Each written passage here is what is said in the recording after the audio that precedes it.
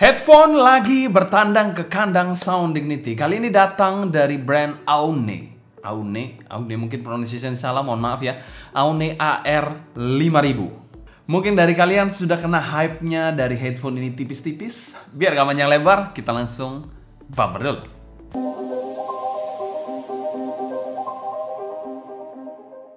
Halo semua, selamat datang di channel Sound Dignity bersama dengan saya Sebastian. Seperti biasa akan sharing info dan racun mengenai dunia personal audio, baik itu ada portable ataupun desktop audio. Di kesempatan kali ini kita akan membahas sebuah brand yang mungkin agak sedikit asing bagi saya pribadi ya, walaupun brandnya memang sudah cukup lama. Tapi bagi saya pribadi agak sedikit asing aja, yaitu dari brand Aune, dari headphone terbaru mereka yaitu Aune AR5000. Ini merupakan sebuah headphone yang over-ear open back type ya, jadi bukan close back ataupun yang on-ear gitu, bukan ya, ini over-ear open back. Ya standar dari headphone yang kita bilang audiophile grade sih. Dan menggunakan single dynamic driver 50 mm ya, dengan teknologi MLD, multi layer distributed. Dan untuk bobotnya sendiri hanya 350 gram untuk beratnya, dan juga memiliki kabel yang detachable. Kan di sini nggak ada kabel nih. Kalian lihat nggak ada kabel karena memang kabelnya detachable. Untuk sensitivitasnya sendiri 108 dB dengan impedance 28 ohm saja. Ini bahkan lebih ringan secara spek dibandingkan TIA Audio Ghost yang pernah kita bahas sebelumnya. Dan kita mau thanks berat untuk my brother Johan Os yang telah meminjamkan barang ini untuk dapat kita review. Link pembelian saya taruh di kolom deskripsi di bawah, kalian bisa cek aja langsung. Dan 100% review ini adalah opini pribadi saya. Oke, selanjutnya kita bahas packaging dari in-ear monitor satu ini. Oke, untuk packaging dari headphone satu ini kalian bisa lihat boxnya besar banget ya. Ini untuk headphone satu ini menggunakan box didominasi warna putih, ada gambar dari headphone-nya Aune AR5000. Di sini ada mereknya Aune dengan beberapa kelebihannya, full size, multi layer distributed, ada different series. Air reference, sorry. Di sini ada tulisan Aune, polosan aja. Di bagian belakang ada gambaran dari dynamic drivernya ya. Di sini dia menggunakan dynamic driver single aja dengan 50 mm. Yes, itu impedance-nya 28 ohm. Lalu sensitivitas 108 dB. Jadi ringan, termasuk salah satu yang ringan. Di sini tulisan For Music We Design. Yes. Oke, di sini ada juga logo Hi-Res. Oke, kita langsung buki aja. Di sini ada inner box-nya. Jadi ini outer box-nya ya, kita singkirkan dulu di sini. Ini inner box-nya polosan aja berwarna hitam ya, kita langsung buki aja. Di sini nggak ada apa-apa. Bam, oke. Di sini ada kabelnya. Sebenarnya kabelnya di dalam sini sih, cuma saya keluarin. Ini ada kabelnya. Lalu ada semacam instruction manual mungkin ya dari headphone-nya. Di sini ada headphone-nya juga. Yes, ini headphone-nya, kita taruh di sini dulu. Dan ini ada komponen sebenarnya untuk kabel dan aksesoris lainnya. Aksesoris lainnya itu adalah ini sih, adapter 35 ke 63 mm. Ya that's it, paketnya simple banget. Untuk kelengkapannya juga ya bisa dikategorikan agak pelit sih.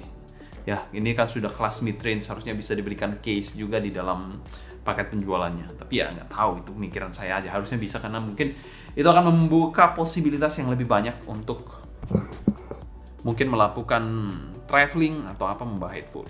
Ya, maybe. Untuk packagingnya dari headphone satu ini kami berikan skor B-. Ya, berkaca dari Sundara juga mirip-mirip dengan headphone satu ini secara kelengkapan, secara unboxing. Cuma ini mungkin sedikit lebih mewah sedikit ya, karena memang boxnya lebih besar. Dan hal yang sangat saya sayangkan tidak diberikan case, sama halnya seperti Sundara. Kalau mungkin di bawah 2 jutaan mungkin masih dimaafkan lah. Tapi kalau sudah di atas 4 jutaan harusnya bisa diberikan case. Itu esensial banget sih sebenarnya. Kalau kita berkaca dari TIA Audio Ghost itu nggak, ya mungkin 2 jutaan lebih lah. Itu diberikan case. Sedangkan ini 4 jutaan harganya jauh lebih tinggi tapi tidak diberikan case. How come? Selanjutnya kita bahas build quality dari headphone satu ini. Oke, untuk build quality-nya sendiri dia berbahan campuran antara bahan plastik dan metal. Ini finishingnya juga warna doff cream seperti ini.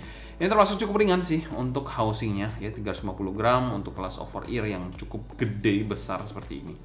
Oh ya, housingnya ini berwarna krem dengan grill bolong-bolong seperti ini. Dan ada tulisan di lingkaran-lingkaran sekitarnya. Di sini ada tulisan, di sini ada tulisan Aune AR5000, cukup tegas di situ. Di bagian padnya sendiri memiliki dua bahan. Di bagian dalam ini velour ya, di bagian samping-sampingnya pleather mungkin yang bolong-bolong berpori. Dan untuk swivelnya sendiri bisa ke samping, kiri, dan kanan, tapi memang nggak terlalu bisa sampai 180 derajat atau jauh banget ya, jadi memang agak terbatas. Untuk hinge-nya sendiri berbahan besi pelat dengan warna krem ya di sini ya. Lalu di atasnya ini bahannya plastik. Kalau kita ke headbandnya sendiri empuk tapi tidak bisa dilepas ya. Di sini bahannya mungkin juga pleather dan di sini ada semacam frame dari bahan metal juga. Untuk kabelnya sendiri di sini adalah kabel 3,5 mm ya. Jadi ini bisa detachable. Yes, bisa detachable. Kalian bisa lihat di sini detachable 3,5 mm juga. Yes. Dengan bahan kabel sendiri OFC di sini ya. Jadi single pin untuk colokannya, untuk single pin detachable dengan kabel seperti ini berwarna hitam ya, di braided kain seperti ini. Jacknya juga cukup mewah sebenarnya, cukup panjang, bahannya metal juga. Di sini juga ada adapternya 3,5 mm ke 6,3 mm. Untuk build quality-nya kami berikan skor B+. Secara housing sendiri menurut saya terlihat cukup kokoh ya, dengan pad yang dikombinasikan dengan sangat baik sehingga empuk pada saat pemakaian. Oke, untuk fittingnya sendiri dari headphone satu ini secara bobot sendiri memang ini bisa dikategorikan cukup ringan untuk kelas over ear ya. Mungkin kalau kalian terbiasa dengan Odyssey itu bisa sampai 500 gram, 1 kilo mungkin. Itu gila banget sih untuk beratnya. Ini cuma 350 gram jadi tergolong cukup ringan lah ya untuk over ear. Dan tipe pemakaiannya sendiri adalah over ear seperti ini ya. Dan clampingnya lebih utama di bagian kiri dan kanannya seperti ini dibandingkan atasnya. Dimana secara clamping sendiri bukan yang super tight banget atau super loose banget. Ini pas aja menurut saya untuk clamping force-nya.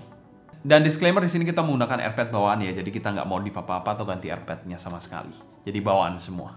Untuk kekedapan menurut saya di headphone satu ini ya oke-oke aja ya. Kas agak bocor-bocor tipis lah kalau misalkan over ear. Apalagi ini bukan close back, ini open back. Dan untuk gripnya sendiri asal tidak headbang atau goyang aneh-aneh harusnya nggak bakal melorot sih. Dia cukup grippy, tapi kalau kalian gerak aneh-aneh bisa agak sedikit melorot, terutama bagian headband kepalanya. Untuk skenario pemakaian di telinga saya sendiri nggak ada masalah sama sekali. So far so nyaman-nyaman aja, so good aja. Apalagi kalau kalian pakai di tempat yang ber-AC akan jauh lebih nyaman sih. Jika kalian pakai di ruang non-AC karena lebih cepat panas telinga kalian. Dan secara umum kami berikan skor B+ untuk fitting dari headphone satu ini. Selanjutnya kita bahas sound quality dari headphone satu ini. Arah suara dari headphone satu ini bisa dikategorikan arah suara yang neutral, agak sedikit warm, mungkin agak sedikit mid-centric ya. Dia memang lebih berfokus main di bagian bass dan juga mid sectionnya. Untuk di drive sendiri headphone tetap, walaupun memang ini gak berat-berat banget sebenarnya, tapi tetap saya sarankan untuk mencapai skalabilitas dan potensi maksimal serta dynamic yang pas. Gunakan portable, ya kalau misal paling jelek ya dongle, oke lah, jangan langsung colok HP sih, kalau saran saya. Tapi apa nggak bisa? Ya bisa-bisa aja sebenarnya, cuma nggak maksimal. Jadi kalian bisa dengerinnya itu mungkin kurang dynamic atau kurang power, bisa jadi burik, jelek. Jadi pada saat kalian mungkin kasih tahu teman kalian, wah iPhone ini jelek, padahal di drive-nya yang kurang. Itu bisa jadi problem yang menurut saya harus diperhatikan. Walaupun ringan, tetap headphone ya headphone. Kalau bisa dikasih power yang proper. Oke, untuk bassnya sendiri di headphone satu ini bisa dikategorikan bass yang cukup asik dan agak laid back dikit, menyajikan tekstur DD yang cukup oke ya. Impactnya nice dengan punch yang cukupan, rumble-nya juga ada di sini. Untuk speednya di sini memang agak sedikit lambat ya, dan secara kuantitas memang cukupan dan agak warm body dikit. Kalau kualitasnya sih bersih, tidak beleber-beleber, tapi memang attack-nya nggak terlalu tajam sih, memang rada soft dikit untuk attack-nya. Untuk bagian mid-nya sendiri posisinya pas dan terkesan warmer body. Male vokalnya ini bodinya cukup lush dan dengan dinamikanya oke. Artikulasinya jelas dan emosi yang dapat. Presentasi male vokalnya ini mantap, tebal-tebal gitulah. Tapi kalau saya mau nitpicking mungkin sedikit kurang garang dan lepas dikit untuk male vokalnya. Female-nya ini terkesan warm dan lush body juga dengan artikulasi yang oke dan dinamika dan emosi yang terjaga di headphone satu ini. Walaupun sedikit kurang lepas suaranya dikit kalau mau nitpicking juga. Female-nya masih tergolong cukup aman dari shouty-nya, dan untuk instrumennya sendiri cukup blending di headphone satu ini. Untuk treble-nya bisa dikategorikan ada energinya dengan kesan cering yang terasa, jadi bukan mendem-mendem klap ya. dan tidak buat sampai fatigue ataupun tajam sama sekali untuk treble-nya. Untuk teksturnya emang bukan yang cering yang tajam, tapi somehow memang agak tebal tone-nya. Micro detailnya pun oke di headphone satu ini. Untuk sibilance-nya juga masih cukup aman di headphone satu ini. Dan secara umum tonalitas dari headphone satu ini kami berikan skor A solid. Ini merupakan antitesis dari Sundara. Jadi kalau kalian nggak suka dengan Sundara, mungkin bisa suka dengan headphone satu ini. Selanjutnya kita bahas teknikalitas dari headphone satu ini. Headphone satu ini memiliki arah suara yang bisa dikategorikan easy listening, enjoyable banget. Jadi nggak bikin kalian terlalu mikir ya. Kalian hanya enjoy the music, let the music flow. Ya seperti itu sih mungkin bisa saya gambarinnya. Dan headphone satu ini memang tidak terlalu berat untuk di drive. Tapi ya kalau bisa semakin baik source-nya, semakin baik power-nya akan semakin baik potensi dari headphone satu ini. Skalabilitasnya ada tentu saja. Untuk bagian timbernya sendiri, menurut saya timbernya sih overall oke aja. Cuma memang agak sedikit colored ya, jadi itu perlu diperhatikan kalau kalian mencari suara yang super neutral banget tanpa colored. Mungkin bisa kalian pilih Sundara. Tapi kalau memang agak colored yang enjoy dikit, ini lebih asik sih. Untuk soundstage-nya sendiri menurut saya nggak terlalu spesial-spesial banget sih untuk soundstage-nya. Secara wide, B aja. Depth-nya ada kesan dikit dengan tinggi yang oke lah. Jadi ya simply 3D yang B aja sih, nggak terlalu spesial banget. Harusnya over-ear bisa lebih megah lagi suaranya. Untuk detailnya ya oke aja sih untuk headphone satu ini. Bukan detail monster tentu saja. Untuk clarity-nya mungkin not the best in the price range memang karena tuningannya seperti ini. Jadi ya itu nggak bisa saya komplain juga. Untuk separasi imaging dan positioning, separasi ini cukup oke di headphone satu ini dengan imaging yang ya oke saja, nggak terlalu spesial banget ya. Layering-nya juga nggak terlalu spesial banget. Dengan gambaran middle to back row dikit untuk gambarannya, lalu positioning-nya juga ya oke saja sih. Dan secara umum kami berikan skor B+ untuk teknikalitas dari headphone satu ini. Selanjutnya kita bahas pro dan cons dari headphone satu ini. Cons dari headphone satu ini yang sama seperti hal yang pernah saya bahas di packagingnya, yaitu tidak ada case. Itu deal breaker banget menurut saya buat kalian yang mungkin suka bawa-bawa headphone. Ya kenapa tidak? Kalau misalnya kalian punya DAP yang King Kong ya, powernya ataupun portable DAC M yang King Kong, why not dibawa untuk jalan-jalan atau menikmati musik dimanapun. Untuk pro-nya sendiri ini SQ-nya mantul banget menurut saya dan alternatif yang menarik kalau bisa dipilih di angka 4-5 jutaan selain Sundara sih. Untuk value for money dari headphone satu ini kami masukkan pada kategori good value dan kami berikan skor A- di angka 4,5 jutaan. Oke, kita akan bandingkan headphone satu ini dibandingkan dengan Sundara. HiFiMan Sundara kan cukup legend di price range. Kita bandingkan dengan headphone satu ini.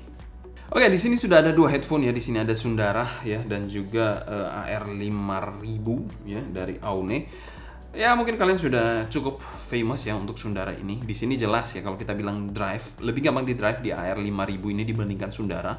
Mungkin kalian butuh, kalau kita bicara soal volume ya, kalian butuh mungkin 50-60% volume lebih untuk ngedrive atau mendengarkan ini dengan desibel yang sama di headphone satu ini. Jadi di sini mungkin 10, di sini 15. Kalau di sini 50, di sini mungkin 75. Jadi itu gambaran volumenya. Tapi tidak sekedar semuanya soal volume ya untuk ngedrive headphone. Oke, bicara soal bass di sini, bass di Sundara ini sedikit lebih lean jika dibandingkan dengan AR5000 yang menurut saya lebih bertekstur untuk bassnya. Beatnya sendiri lebih tipis dan clear di Sundara dibandingkan AR5000 yang lebih warm suaranya. Dari segi treble sendiri lebih extend dan tajam attack-nya di Sundara menurut saya sekali lagi dibandingkan AR5000. Lebih kalem di Aune sih untuk treble-nya dibandingkan Sundara. Lalu dari segi teknikalitas, soundstage, detail, clarity better menurut saya di Sundara, tapi timbre dan enjoyment goes to Aune AR5000. Oke, mungkin saya mau curhat sedikit ya, memang jarang dipakai ya. Ini Sundaranya bisa gelodokin, ngelontok sendiri, ini sedih banget sih. Jadi memang saya agak jarang pakai headphone ya. Biasanya di rumah saya pakai in-ear monitor lebih banyak. Tapi headphone ini biasanya ya kadang-kadang saya pakai, tapi jarang sih sebenarnya. Begitu dibuka mau compare sama AR5000, aduh sudah kayak gini. Lihat di Topet untuk ganti padnya 500.000, mamam. Ya itu sih kecewa sih. Satu titik juga agak kecewa kenapa bisa headband AirPad-nya ini ngelodok seperti ini. Ya itu mungkin sakit tapi nggak ya apa ya. Ya begitulah. mungkin nggak bisa mendeskripsikan. Sakit sih lihat headband kayak gini. Pengen yang mulus-mulus aja semuanya.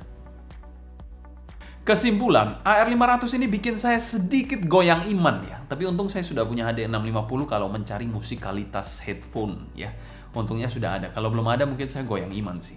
Tapi buat kalian yang belum punya headphone musikal, ini bisa dilirik banget sih. Ini sangat bisa dilirik banget. Mungkin kalau Joe, kalau jual 2 juta boleh lah, gua langsung cashin. Mungkin sekian dulu sharing saya mengenai AR500. Kalau kalian suka jangan lupa subscribe, klik tombol like, follow Instagram, TikTok, dan Discord kita @sounddignity agar kalian tidak ketinggalan update-update terbaru mengenai dunia audio portable dan desktop audio. Kalau kalian ada pertanyaan seputar headphone satu ini, feel free tulis pertanyaan kalian di bawah ya. Mungkin sekian dulu untuk video kali ini. Saya Sebastian dari Sound Dignity pamit undur diri. Sampai jumpa di video berikutnya. Happy listening, stay healthy, and ciao. Kalau kalian sendiri lebih tertarik main headphone atau lebih prefer main in-ear monitor aja, dan kenapa? Mungkin kalian bisa sharing di kolom komentar di bawah ya.